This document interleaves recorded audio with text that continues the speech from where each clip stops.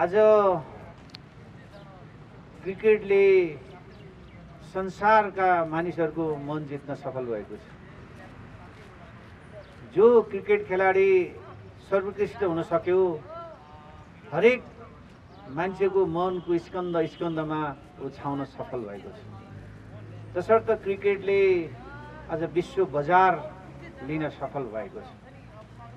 राष्ट्रको पनि गरिमा बढाउन सफल भएको छ। जुन देशका खेलाडीहरूले इन्टरनेसनल खेलमा सहभागी भएर उसले परिणाम निकाल्न सक्यो भने व्यक्तिको त विकास यसै नै हुने भइहाल्यो, तर राष्ट्रको पनि उसले गरिमा बढाएको छ।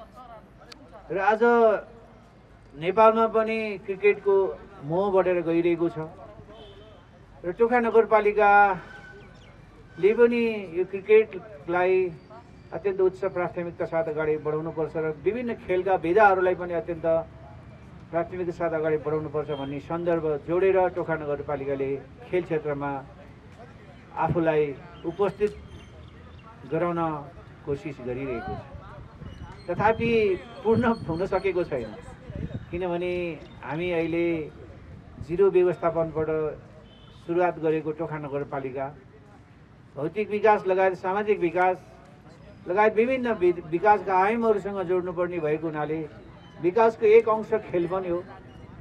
तथापि खेललाई पनि थोर बहुत हामीले सहयोग गरिरहेका छौँ र टोखा नगरपालिकाले म पहिलो कार्यकालको मेयरको अन्तिम चरणतिर खेलाडी भाइ बहिनीहरू जो देशकै गरिमा बोकेर अन्तर्राष्ट्रिय खेलमा सहभागी हुनुहुन्छ, टोखाकै भनेको मतलब गरिमा बोकेर अन्तर्राष्ट्रिय खेलमा सहभागी हुनुहुन्छ भने यदि राष्ट्रिय खेलाडीको रूपमा राष्ट्रले उसलाई छनौट गरेर खेल्ने अवसर प्रदान गरेको खण्डमा टोखा नगरपालिकाले केही आर्थिक सहयोग पनि गर्दै आएको कुरा यहाँलाई म निवेदन गर्न चाहन्छु।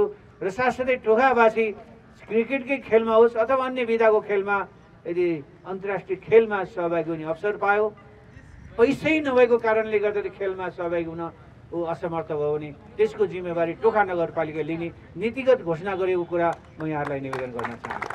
तसर्थ तपाईँहरू केही भनेको मतलब आफ्नो प्रतिभालाई अन्तर्राष्ट्रिय सामु उजागर गर्नुको लागि टोखा नगरपालिकाले केही मलजल गर्दै आइरहेको छ र आज खुसी लागेको छ।